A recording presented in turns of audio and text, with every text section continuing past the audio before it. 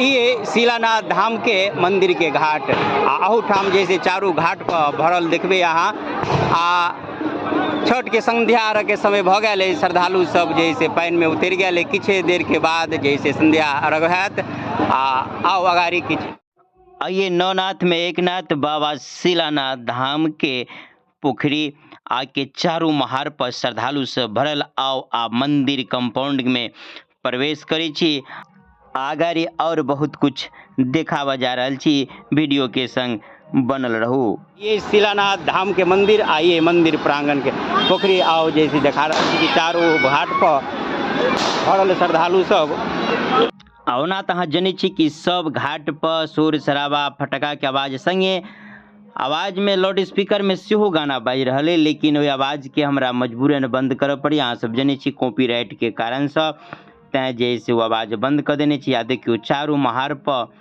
भरल श्रद्धालु सब मेला जका जैसे लोग सब चारों तरफ ये शिलानाथ धाम के पोखरी पर शिलानाथ बस्ती से लोग सब पूरा एबे करिए। बस्ती ठाम से कुछ दूर है लेकिन सब तो एबे करिए।